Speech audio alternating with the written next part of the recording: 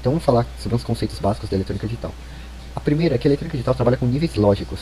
Existe o nível lógico alto e o baixo. O nível lógico, eles são escritos na numeração binária, que o alto é 1 e baixo é 0. A eletrônica digital funciona nesse preceito. Nos sistemas ideais, o nível lógico alto será 5 e no baixo 0. Como vocês sabem, um sistema ideal não existe na realidade.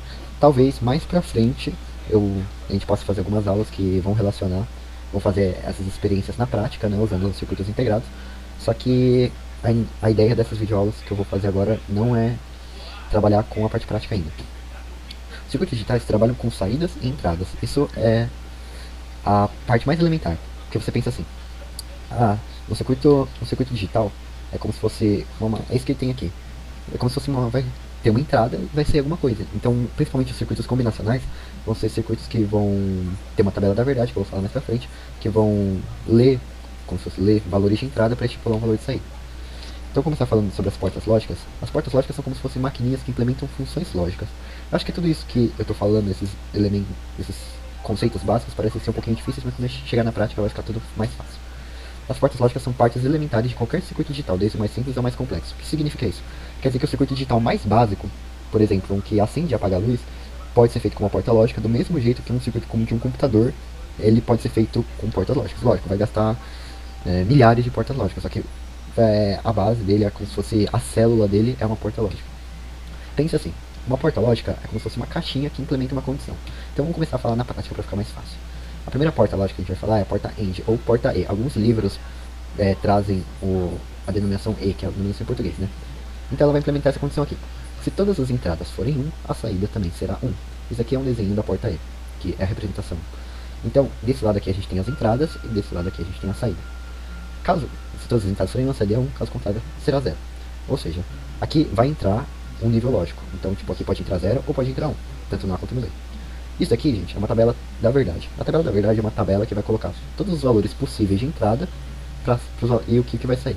Então o que diz essa tabela? Se a entrada A for 0, ou seja, nível lógico baixo, e a entrada B também for 0, então a saída Y vai ser 0.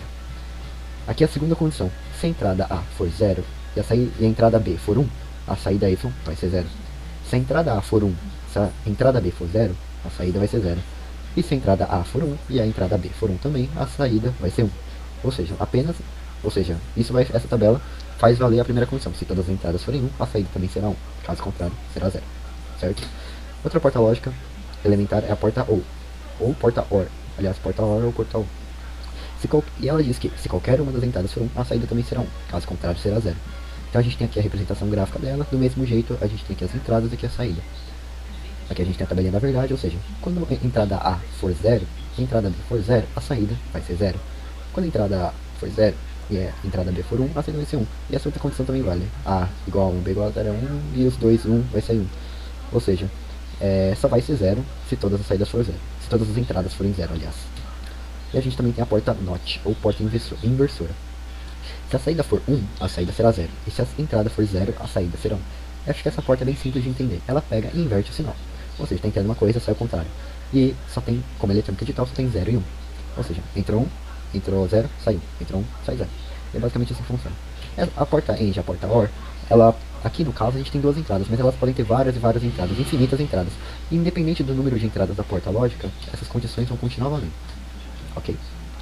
Então, através dessas três portas elementares, a gente consegue fazer as outras portas lógicas básicas, que é a porta NAND, a porta NOR ou NO, a porta SHOR ou exclusivo. Alguns livros trazem o nome ou exclusivo, como o Elementos de Eletrônica Digital do Capuano, e a porta SCHNOR, ou bloco coincidência. Se você já conseguiu entender as primeiras portas lógicas, não é difícil de você entender essas outras. O que é a porta NAND? A porta NAND é uma porta AND com inversor na saída, ou seja, ela vai funcionar exatamente do mesmo jeito que uma porta AND, ou porta E. Ou seja, o que dizia mesmo? Se todas as entradas forem 1, a saída será 1. Só que ela tem um N aqui e uma bolinha aqui. Isso significa que ela tem um inversor na saída. Ou seja, ela vai funcionar como uma AND, só que a saída vai ser invertida.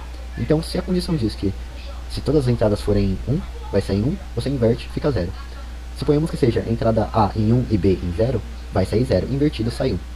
Quando a gente chegar na próxima aula, quando eu começar a colocar uns exercícios dos circuitos digitais, vai ficar mais fácil de entender.